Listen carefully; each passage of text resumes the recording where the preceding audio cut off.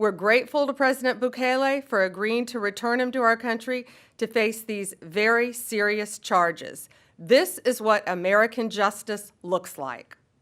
Upon completion of his sentence, we anticipate he will be returned to his home country of El Salvador. The grand jury found that over the past 9 years, Abrego Garcia has played a significant role in an alien smuggling ring. They found this was his full-time job, not a contractor. He was a smuggler of humans and children and women. He made over 100 trips, the grand jury found, smuggling people throughout our country. MS-13 members, violent gang terrorist organization members throughout our country. Thousands of illegal aliens were smuggled. This is especially disturbing because Abrego Garcia is also alleged with transporting minor children. The defendant traded the innocence of minor children for profit. There are even more disturbing facts that the grand jury uncovered.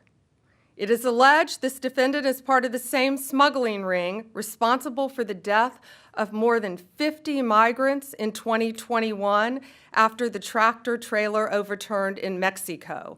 This is part of that same ring. The defendant abused undocumented alien females, according to co-conspirators who were under his control while transporting them throughout our country.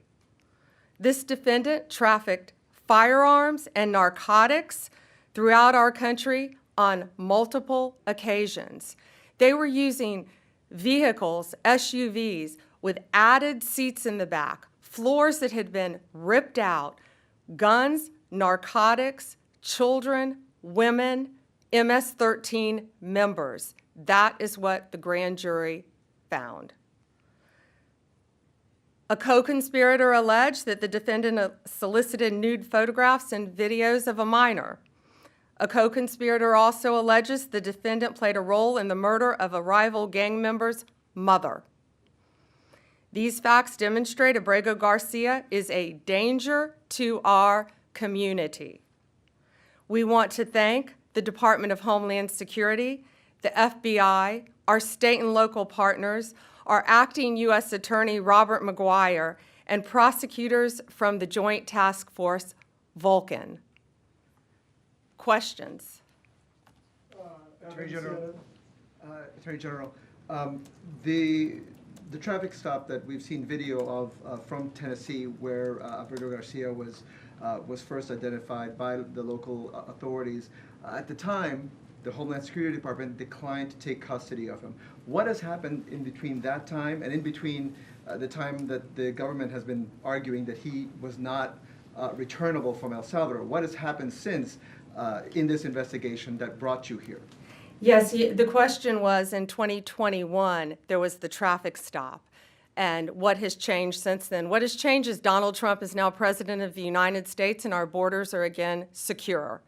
And thanks to the bright light that has been shined on Abrego Garcia, this investigation continued with actually amazing police work.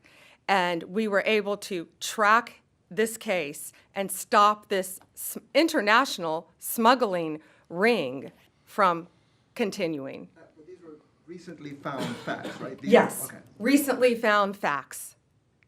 To that point, can you just explain when this investigation was opened? The investigation in Tennessee, can you say when that investigation was opened?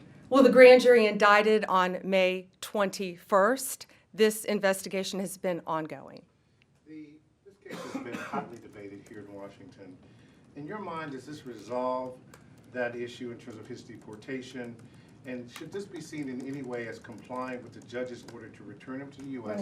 and the Supreme Court ruling that the U.S. government should facilitate his return?